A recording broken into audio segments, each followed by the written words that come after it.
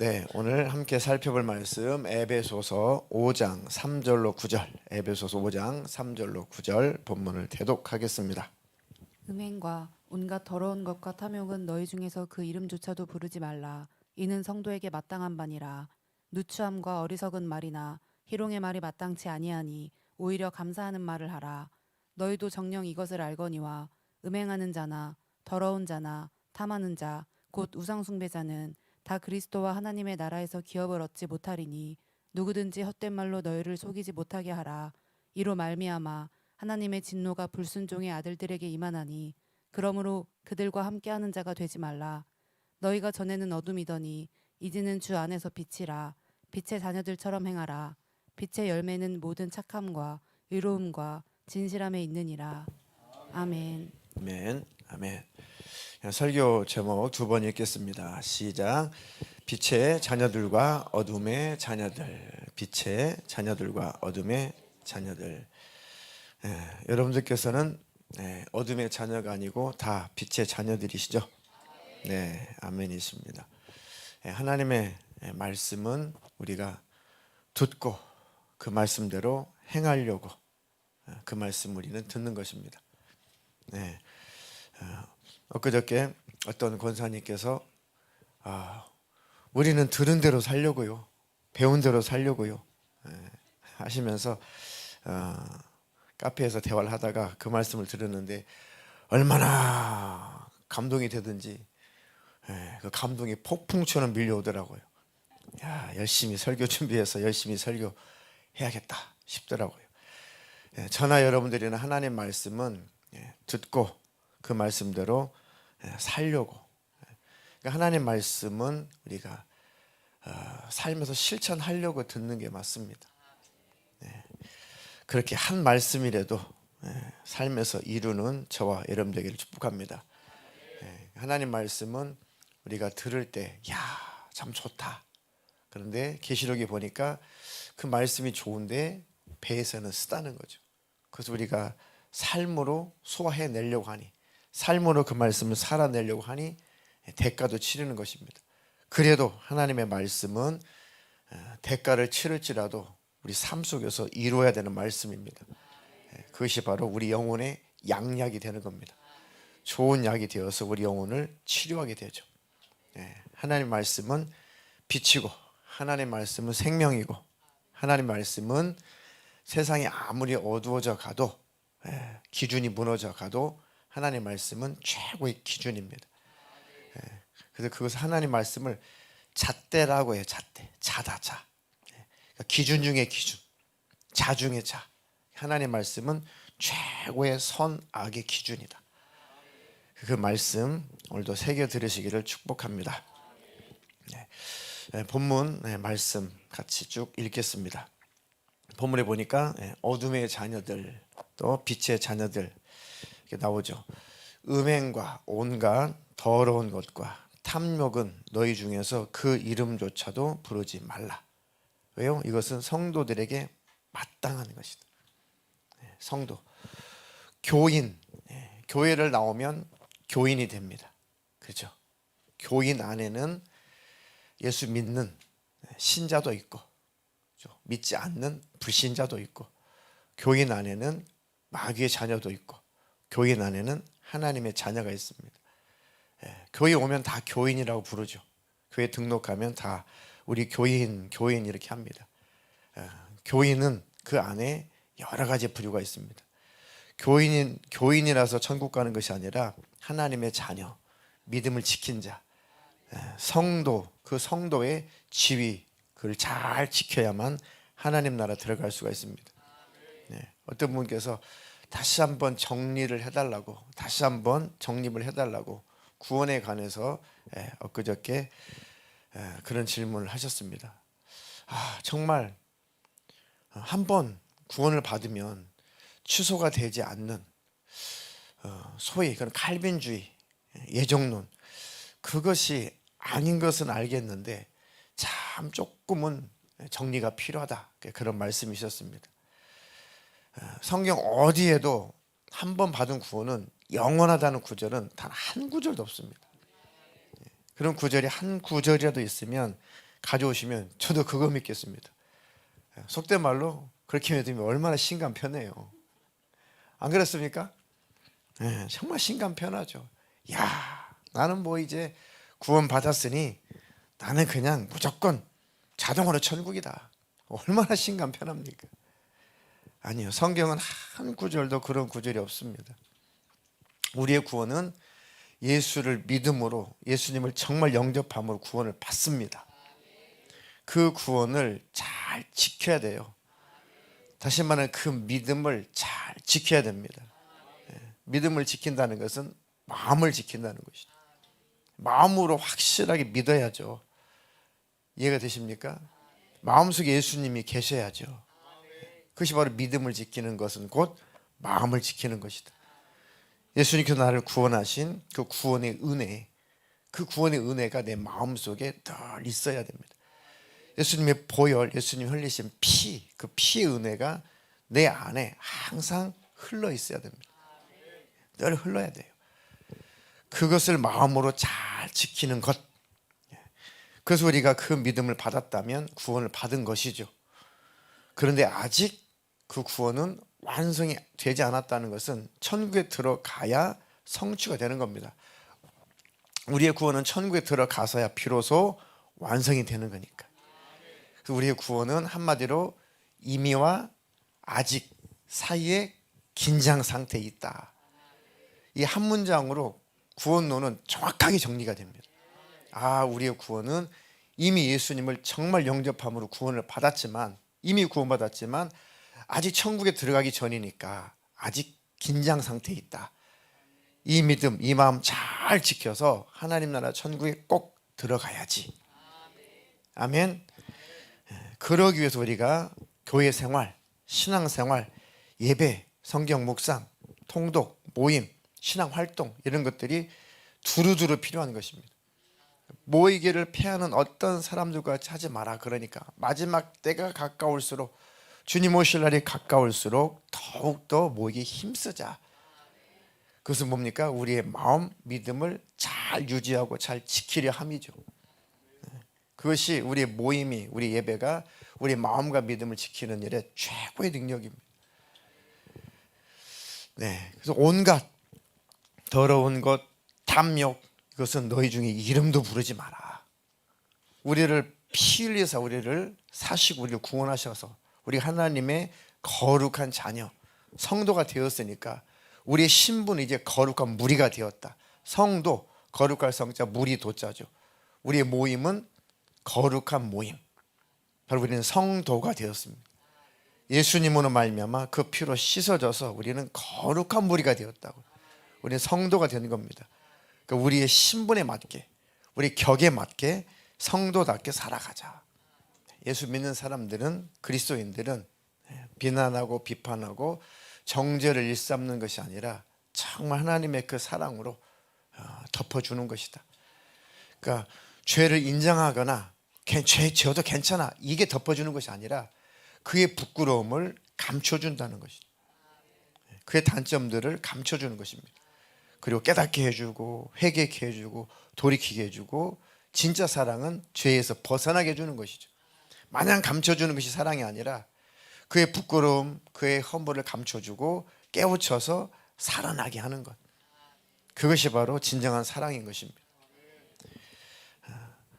자, 4절에 보겠습니다. 누추함과 어리석은 말이나 희롱의 말이 마땅치 아니하니. 누추한 말, 지저분한 말들이죠. 어리석은 말, 희롱하는 말, 이런 것들은 성도들에게 마땅치 않다. 오히려 감사하는 말을 하라. 우리 하나님 앞에서 신앙생활을 하는 것입니다. 이 말씀은 절대적으로 첫 번째로 지금 저에게 적용하고 있는 겁니다. 우리는 신앙생활 하나님의 면전에서 하는 거죠. 하나님 앞에서 우리는 신앙생활 하는 것입니다. 하나님 인식하며 사는 것이 우리의 성도의 삶이죠.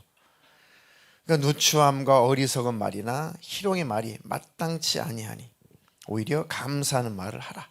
말 조심하라는 거죠. 말 조심하라는 겁니다. 하나님이 다 듣고 계시니까. 우리 하는 말 가족들이 듣고 있으니까 하는 말 내 직장 동료가 듣고 있으니까, 내 언행, 내 아는 사람들, 내 지인들이 다 보고 듣고 있으니까. 그중에는 믿는 자도 있겠지만 믿지 않는 자들이 대부분이죠. 그들 가운데 우리가 빛의 자녀로 하나님 우리를 삼아 주셨는데, 우리가 어둠의 자녀들과 함께 똑같이 산다면 어떻게 빛이, 복음의 빛이 발산이 되겠냐? 어떻게 하나님의 영광이 나타나겠냐? 성도로서 우리가 책임이 있는 것입니다. 그러니까 구원의 은혜를 알게 되면 스스로가 이런 양심을 가지고 책임이 있는 삶을 살려고 합니다. 수요일날도 말씀드렸듯이 우리가 인격적으로 완전해서 완벽해져서 하나님 나라 천국에 들어간다는 것이 아니라, 그 수준이 아니라 정말 예수님을 만났다면 예수님이 피 흘려서 내 죄의 문제가 해결됐다는 것을 우리가 경험하고 정말 믿고 안다면 우리 신앙 양심이 살아나지 않겠냐 이거죠. 그렇지 않습니까? 우리의 속사람을 변화시키는 것은 복음이에요, 복음. 우리의 속사람을 정말 변화시키는 것은 정말 이 구원의 은혜입니다. 정말 하나님의 그 십자가의 사랑이죠. 그 전에는 정말 억지로, 두려워서 무서워서 억지로 하지 않는 척 했던 그런 시절이 오래 있었습니다. 청년 때도 그렇고 저도 오래 있었습니다. 그런데 그것이 속사람 변화되는 것이 아니더라고요. 그런데 정말 하나님의 은혜, 복음의 은혜, 십자가의 그 은혜를 만나니까 양심이 살아나기 시작합니다. 주님 피 흘리셔서 나를 구원하셨어. 그 은혜로 나는 천국 가는 거야. 이런 내가 나를 구원하신 우리 예수님 앞에 정말 신앙 양심상 똑바로 살아야겠다. 하나님 앞에서 올바로 살아야겠다. 복음은 이렇게 우리를 계속해서 우리 속사람을 새롭게 하고 변화시킨다는 것이죠. 그렇지 않으면 그 복음에서 멀어져 있는 것입니다. 우리는 날로 새로워져야죠. 너희도 정녕 이것을 알거니와, 5절입니다. 음행하는 자나 더러운 자나 탐하는 자나, 곧 탐심은 곧 우상숭배라고 했으니까요. 탐하는 자나 곧 우상숭배하는 자는 다 그리스도와 하나님 나라에서 기업을 얻지 못하리니, 누구든지 헛된 말로 너희를 속이지 못하게 하라. 이로 말미암아 하나님의 진노가 불순종의 아들들에게 임하나니, 그러므로 그들과 함께하는 자가 되지 말라. 막 그들과 같이 살지 말라는 것이 아니라, 그들을 피해 다니지 말라는 것이 아니라 그들처럼 살지 말라, 그 얘기입니다. 우리는 성도니까요. 우리는 그리스도인, 예수 믿는 사람, 하나님의 자녀. 우리는 하나님께서 피로 값주고 사신 하나님의 것이 되었으니까 이렇게 사는 것은 마땅한 것이다. 그는 누구든지 헛된 말로 너희를 속이지 못하게 하라. 아유, 괜찮아. 진리가 자유케 했어. 괜찮아. 우리는 다 그냥 하나님 나라 들어가게 되어 있어. 이런 헛된 말로 절대 미혹당하지 말라. 죄가 우리가 구원받았어도 우리가 죄를 왜 경계해야 됩니까? 왜 죄를 경계해야 돼요? 우리는 구원받았어요. 하나님의 자녀예요. 우리 시민권은 하늘에 있어요. 맞습니다. 그럼에도 불구하고 왜 죄를 경계해야 되냐고. 왜 죄를 자꾸 끊고 죄에서 돌이키고, 범죄하면 자꾸 씻어내고, 자꾸 돌이키고 자백하고 회개하고, 자꾸 왜 죄와 멀어져야 되냐고요. 죄가 하는 짓이 뭡니까? 죄가 하는 일이 뭐예요? 죄는 하나님과 우리를 분리시키는 거잖아요. 죄는 하나님의 생각과 반대되는 것, 죄는 하나님의 마음과 반대되는 것, 하나님의 법과 반대되는 것, 이게 죄잖아요.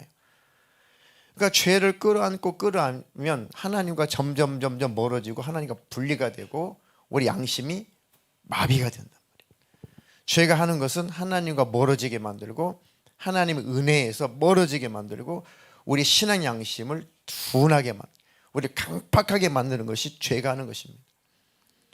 그러니까 그 죄의 지배를 받게 되면 구원받은 우리가 이제는 마음으로 주님과 멀어지고 믿음에서 떠나게 되고, 돌아오지 못하면, 돌이키지 못하면 멸망하니까요. 꼭 기억하십시오.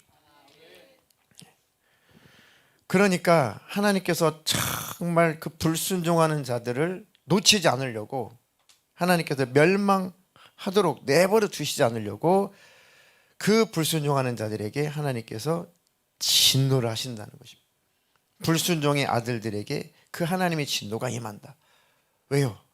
사랑이니까. 그대로 가면 안 된다.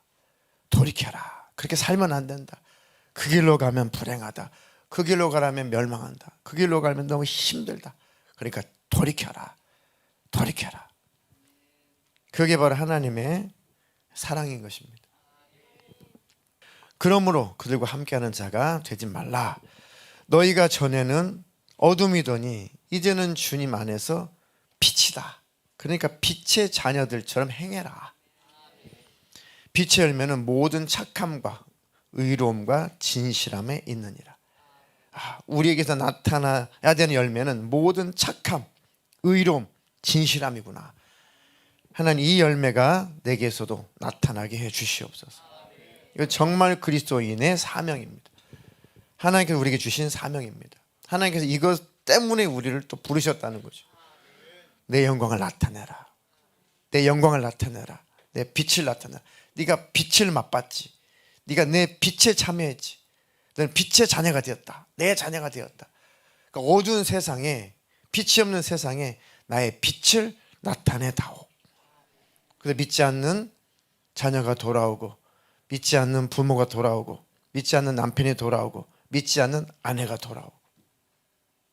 이것이 하나님께 우리에게 기대하시고 기대하시고 기대하시는 것입니다. 그러니까 성도로서의 이 사명은 아주 큰 거예요. 아주 대단한 겁니다. 제가 우스갯소리로 말씀드렸죠. 뼈 있는 소리 했죠. 식당 가서 진상 부리려거든 제발 기도하지 말고 드시라고. 제가 수요일에 그랬죠. 그거 하나하나가, 예수님과 가까워지면 그거 하나하나가 그 양심이 살아납니다. 그래, 내 언행 때문에 예수 안 믿는 사람들이 정말 인상 찌푸리고, 야, 저것들 기도하고 밥 먹는데 예수쟁이인가 봐, 교회 다니는 것들인가 봐. 그런데 어떻게 예수 믿을 때 더하냐. 아이고, 진상을 부리네. 진상을 부려. 그런 일들이 질비합니다. 사실 저를 포함해서 그런 일들이 있습니다. 질비하죠. 이제 정말 복음 안에 예수님을 아는 우리는 정말 그거 하나하나까지도 이제 생각하는 섬세한 신앙생활하는 정말 올바른 신앙인이 되자. 왜요? 하나님을 생각하니까 때로는 가슴이 처질 때가 있습니다. 일반 성도들 뿐만 아니라 세상을 갈수록 어두워지는 거 맞죠? 세상을 갈수록 기준이 소멸됩니다. 제가 이제 다음 주에 가정 감사 예배 드릴 겁니다. 그때 제가 지난번 말씀드렸듯이 지금 세대는 알파 세대라고 해요. 알파 세대. 그때는 뭐 Z 세대, 뭐 X 세대, 뭐 신세대, 뭐 MZ 세대. 지금 주로 MZ 세대 이게 말하는데 그것도 지나갔대요. 이제는 10대 중학생 그 나이 10대를, 지금의 10대를 이제 알파 세대라고 합니다. 그 이후의 세대, 뭐 초등학생 세대는 또 다른 아마 그런 세대 이름이 또 붙을 겁니다. 명칭. 지금 중학생 세대들, 고등학생 세대들을 또 MZ 세대도 아니고 알파 세대라고 하죠. 우리 애가 그래요. 아이고, 작년에 MT를 했는데 나름 기독교 교육학과고 또 신학과가 있어서 신학부에, 학부는 신학부에 속하니까 MT를 하면은 뭐 몰래는 먹을지 몰라도 대놓고 술을 마시거나 뭐 대놓고 막 MT 하는데 막 유행가를 고성방가를 하거나 1년 전만 해도 자기 동기들만 해도 그러지 않았대요. 근데 불과 1년 나름 자기가 이제 2학년이 되어서 1학년 후배를 받은 거죠. 근데 깜짝 놀란 것이 기독교 교육학과고 신학과인데 대놓고 술판을 벌이더라는 거죠. 자기 동기 1년이 딱 1년 차이. 자기 동기들만 해도 몰래 담배를 피우고 몰래 술을 마시긴 했지만은 뭐 우리 아들이 그랬다는 게 아니라 동기들 중에 덜어는 그런 아이들이 있지만 MT 와가지고 대놓고 술판을 벌린 적은 없다는 거죠. 그럼 자기도 참 1년 딱 1년 사이인데 이 세상의 속도가 이럴까? 그런 얘기를 하더라고요. 그렇구나. 그렇구나. 그러니 세상은 갈수록 정말 어두워지겠구나. 예수님 하신 말씀대로. 그러니까 기준을 잘 세워야겠다. 그래서 교회만이 세상의 소망이에요. 하나님 말씀, 성경만이 그래서 기준입니다. 기준. 야, 성경이 있으니 정말 다행이다. 세상이 어떠하든지, 세상의 흐름이 어떠하든지, 세상이 어떻게 어두워져 가든지 빛이 되신 하나님 말씀이 있으니까 그냥 이 말씀, 물론 나라고 이 말씀대로 100% 다 살 수 없겠지만 그래도 이 말씀이 기준이 있으니까 다행이다. 이 말씀대로 한번 가보자. 그렇지 못한 것은 예수 흘리신 보혈, 그 피의 은혜를 힘입어 늘 회개하고 또 씻어내고, 그리고 그 결국은 천국이 아니겠는. 회개한 자만, 씻어낸 자만 천국 갑니다. 믿고 씻어내면 천국입니다. 베드로가 예수님 발을 씻어주시니까 우리가 예수님 발 씻어드려야죠. 어떻게 예수님 우리 발을 씻어주십니까? 야, 내가 씻지 않으면 아무 상관없어 너희들과 나와는. 베드로가 아이고 그러면 발뿐만 아니라 온몸도 다 씻어주십시오. 아니, 이제 목욕한 자는 발만 씻으면 된다. 이게 뭐겠습니까? 예수 믿고 구원받은 우리 또 때가 묻는다는 거죠. 또 범죄한다는 거죠. 생각으로나 마음으로나 행동으로 죄를 짓는다는 것이죠. 그러니까 그때마다 주님 앞에 자백하라는 겁니다. 고백하라는 겁니다. 그리고 늘 발을 씻듯 늘 씻어내라는 겁니다. 씻은 자는 100% 천국입니다. 씻지 않는 자는 멸망, 씻는 자는 천국입니다. 그러니까 우리가 하나님 말씀이 있으니까 씻을 수 있잖아요. 이야, 씻을 거 많구나. 하나님 이것도 씻어주십시오. 이것도 씻어주십시오. 주님이 흘리신 보혈로 저를 깨끗하게 해주십시오. 그렇게 회개하는 삶을 사는 사람들은 꼭 하나님 나라 천국에 이를 것입니다. 우리는 하나님의 자녀, 빛의 자녀가 되었으니 빛의 자녀들로 이 어두운 세상을 비추는 최선을 다하는 저와 여러분 되기를 주님의 이름으로 축복합니다. 빌립보서 3장 18절로 21절 읽겠습니다. 내가 여러 번 너희에게 말하였거니와 이제도 눈물을 흘리며 말하노니 여러 사람들이 그리스도의 십자가의 원수로 행하느니라. 그들의 마침은 멸망이요 그들의 신은 배요 그 영광은 그들의 부끄러움에 있고 땅의 일을 생각하는 자라. 그러나 우리의 시민권은 하늘에 있는지라. 거기로부터 구원하는 자 곧 주 예수 그리스도를 기다리노니 그는 만물을 자기에게 복종하게 하실 수 있는 자의 역사로 우리의 낮은 몸을 자기 영광의 몸의 형체와 같이 변하게 하시리라. 아멘. 내가 여러 번 너에게 말하였거니와 이제도 눈물을 흘리며 말하노니 여러 사람들이 그리스도 십자가의 원수로 행하느니라. 얼마나 가슴 아픈 일입니까? 얼마나 가슴 아픈 일입니까? 사도 바울 선생님도 눈물을 흘리며 말한다. 예수 믿노라 하면서 오히려 여러 사람들이 그리스도 십자가의 오히려 원수로 살아간다. 이런 일들이 저를 포함해서 이 세상에 질비하다는 거죠. 질비하다는 것입니다. 이 밤에 저나 여러분들이나 경각심을 가지고 말씀을 받으시기를 축복합니다.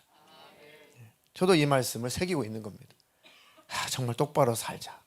예수 믿는 자답게 살자. 목사답게 살자. 그리스도인답게 살자. 하나님의 자녀답게 살자. 왜요? 예수님 때문에 그런 거예요. 조금 더 착하게 거룩하게 살아보자 수준이 아니라 예수님을 생각해 보니까 그렇더라고요. 예수님이 얼마나 그러실까.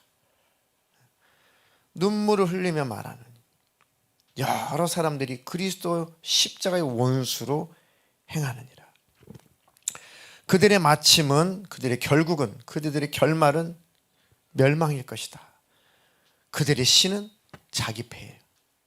자기 배가 자기 신이래요. 자기 배를 위해서 산다는 것이죠. 세상 사람들도 자기 배를 위해서 사는 거죠. 그들의 신은 자기 배예요.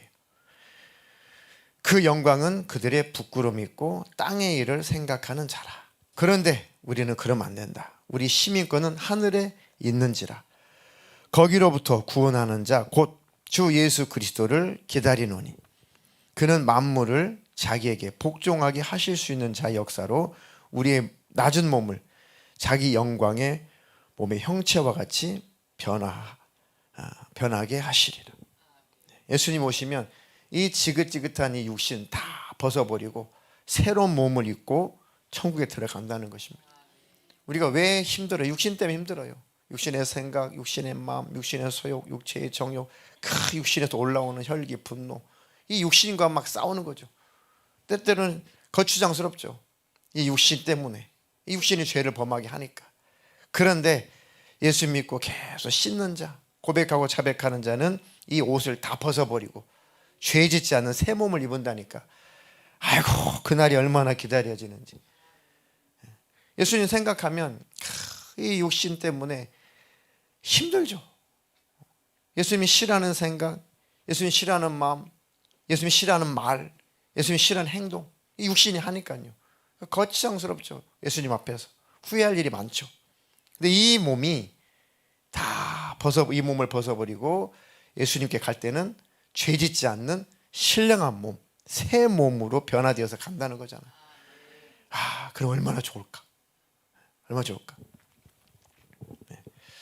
분을 품고 있는 사람들이 얼마나 힘들까? 분을 품고 있는 사람. 분은 왜 있을까요? 상처가 치유되지 않으면 늘 분노 속에 살거든요. 얼마나 힘들까? 얼마나 괴로울까 인생이. 얼마나 인생이 지옥 같을까? 마음속에 분노를 끌어안고 살면 얼마나 마음이 힘들까? 얼마나 지옥 같을까? 제가 수요일날 자백했듯이 제가 버럭했댔잖아요. 제가 자백했습니다. 수요일날 버럭했습니다. 버럭하면 왜 버럭해요? 안에 분노가 있으니까 분노를 표출하느라고 버럭하는 거죠. 그 분노를 갖고 몇 분을 갖고 있어 봤거든요. 제가 분노를 몇 분 갖고 있어 봤어요. 왜 나한테 그렇게 말해? 막 이러면서 이렇게 분노를 품고 있으니까 너무 힘들더라고요. 너무 괴로워요. 그래가지고 막 아양을 떨었죠. 이제 풀라고. 왜요? 너무 힘들어요. 너무 힘들어. 저희는 이렇게 몇 분 안 갑니다. 그냥 금방 이렇게 풀고 금방 하는데 금방 사과하고 서로 사과하고 서로 손 잡아주고 언제 그랬냐는 듯이 그러면서 오래오래 이 분을 품고 사는 사람들은 얼마나 힘들까? 갑자기 막 불쌍해지더라고요. 얼마나 괴로울까? 얼마나 힘들까? 그러니 설교가 들려올까? 설교가 들려오지 않겠구나. 설교가 들어와도 마음에는 이 뿌리를 못 내리겠구나. 그 분노가 그 말씀에 씨앗이 떨어져도 싹이 나지 못하게 하는 건 맞구나. 아픔, 상처, 분노 이걸 끌어안고 있으면 절대 말씀의 열매 못 맺겠구나. 그래서 그렇구나. 십수년이 지나고 수년이 지나고 일생을 교회를 다니고 그렇게 기도하고 말씀 보고 그렇게 예배 생활 열심히 해도 변화되지 않은 이유가 그렇구나. 마음이 변화가 안 되면 절대 안 변화되는구나. 우리의 마음에 하나님의 말씀의 씨가 떨어져서 싹이 날 환경이 안 되면 평생 말씀 들어도 헛것이구나. 아무 소용없구나. 그는 정말 성경의 마음 한 이유를 더욱더 알겠다 이겁니다. 우리의 마음을 계속 기경하십시오. 계속 갈아보십시오. 그 돌들이 있으면 다 골라내시고 가시덤굴이 있으면 다 뽑아내십시오. 쓴뿌리가 있으면 다 뽑아내버리십시오. 살기 위해서 그렇게 하십시오. 그렇지 않으면 아무리 설교하고 아무리 성경 읽고 해도 절대 열매 맺지 못합니다. 마음을 잘 깨끗하게 정돈하고 청소하시기를 주님의 이름으로 축복합니다. 어떤 분이 그러시더라고요. 목사님 제가 이 설교 듣고 저 설교 듣고 유튜브 듣고 별거 다 들어봤는데 이제는 이제 다 들을 만큼 들어가지고 이제는 다 필요 없더라고요. 그거 다 이것저것 듣는다고 내가 자라나는 것이 아니라 한 말씀을 들어도 잘 들어서 그 말씀대로 살고 변화되는 것, 이게 중요하더라고요 라고 말씀을 하셨습니다. 그리고 사실 이어서 하시는 말씀이 참 사람이라는 것이 참 인격의 그 바탕이 참 인격이 좋은 바탕이면 참 신앙생활도 잘 그 바탕 속에 그 기초 속에 잘 할 수 있는데 요 인격이 변화가 안 되면 아무리 말씀 듣고 아무리 기도하고 아무리 해도 신앙생활에 성장이 없다는 거죠. 정말 맞습니다. 그리고 인격이라는 것은 여전히 마음의 문제죠. 마음의 치유를 받으셔야 되는 분들은 치유를 받으십시오. 우울하고 또 막 분노가 넘치고 너무 싫고 또 염세적이고 그런 마음의 병이 있는 분들은 다른 거 하지 말고 그거부터 치료하십시오. 그거부터 치료하십시오. 아주 상담이라도 받으시든 뭐라도 하시든 제일 좋은 것은 하나님의 말씀으로 치유받는 겁니다. 안 되면 부르짖는 방법이 정말 저는 정말 빨리빨리 마음이 회복되는 걸 봤습니다. 막 부르짖고 하나님 앞에 막 기도하고 하나님과 막 대면하면 하나님의 성령께서 역사하셔가지고 다 씻어주시고 치유해 주시고 위로해 주시고 마음의 희락도 주시고 그리고 다 하나님께서 마음을 깨끗하게 정돈해 주시고 그러면 다 어두운 것도 분노도 다 소멸되는 걸 봐요. 이해가 되십니까?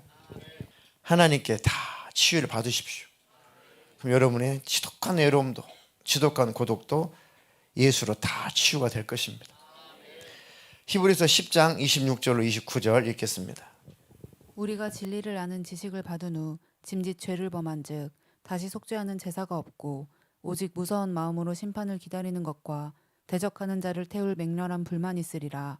모세의 법을 폐한 자도 두세 증인으로 말미암아 불쌍히 여김을 받지 못하고 죽었거든. 하물며 하나님의 아들을 짓밟고 자기를 거룩하게 한 언약의 피를 부정한 것으로 여기고 은혜의 성령을 욕되게 하는 자가 당연히 받을 형벌은 얼마나 더 무겁겠느냐.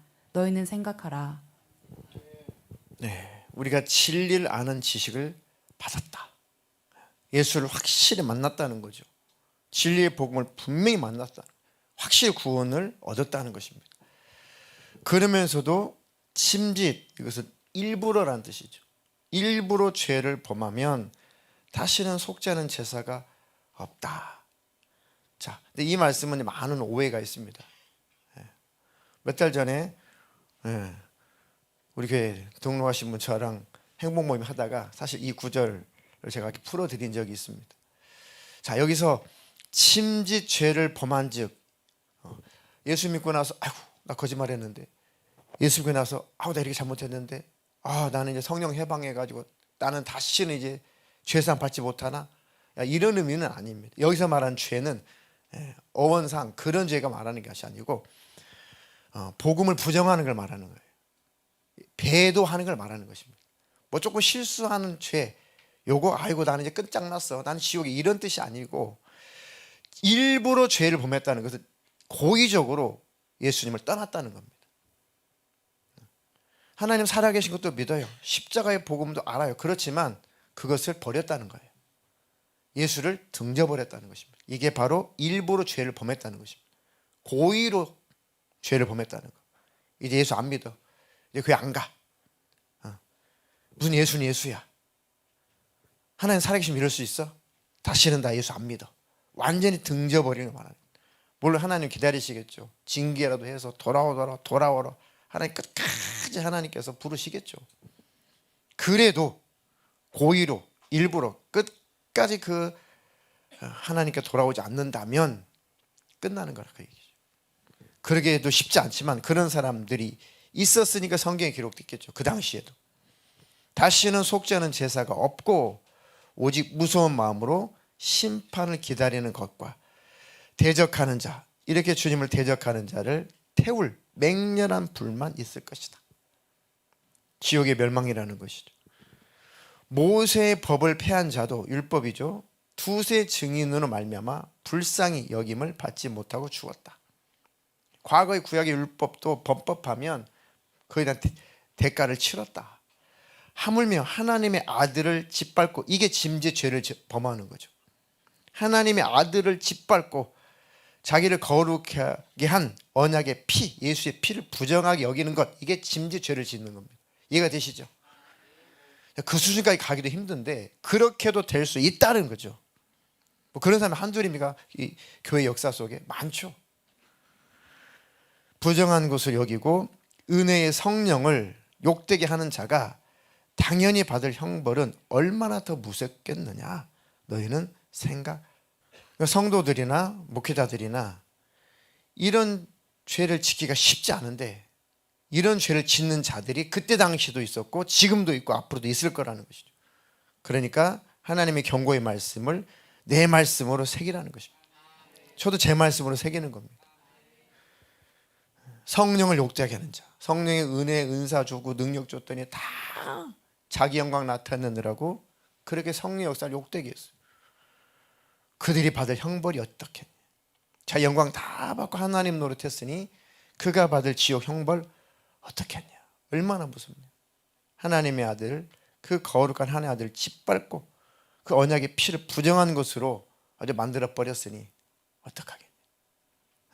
성령의 경고를 늘 들으시고 귀를 기울이시기를 축복합니다. 디모데전서 4장 1절로 3절 읽겠습니다. 그러나 성령이 밝히 말씀하시기를 후일에 어떤 사람들이 믿음에서 떠나 미혹하는 영과 귀신의 가르침을 따르리라 하셨으니 자기 양심이 화인을 맞아서 외식함으로 거짓말하는 자들이라.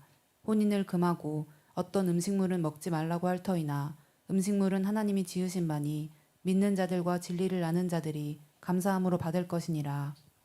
네, 그때 당시에도 성령께서 밝히 말씀하시기를 후일에 어떤 사람들이 믿음에서 떠나, 이 말 믿음에서 떠나나 짐짓 죄를 범하는 죄, 똑같은 거예요. 똑같은 의미입니다. 믿음에서 떠나버렸다. 믿었는데 그냥 떠나버렸다. 그러면 완전히 미혹하는 영과 귀신이 지배를 해서 미혹하는 영, 귀신의 가르침을 따른다는 거죠. 그래서 이단도 되는 것이죠. 그래서 사이비도 되는 것입니다. 자기 양심이 화인 맞아서 외식함으로 거짓말하는 자들이 되어버렸다. 그때 당시에는 이제 그런 이단이 있었습니다. 야, 결혼하지 마. 때가 지금 마지막 때인데 결혼하지 마. 애기도 낳지 마. 뭐 이런 이단이 그때도 있었고 지금도 있습니다. 결혼하지 마. 남녀는 합방하지 마. 그리고 애기도 낳지 마. 말세 짐을 당한 이때에 자식 낳지 마. 막 이런 데도 있습니다. 어떤 음식은 먹지 마. 그렇게 말하겠지만 아니다. 음식은 하나님이 지으신 바니 믿는 자들과 진리를 아는 자들이 감사함으로 받을 것이다. 음식은 다 먹게 되어 있다. 먹는 것이다. 근데 이건 먹지 마. 저건 먹지 마. 이건 죄야. 이건 먹으면 안 돼. 이거 먹으면 지옥 가.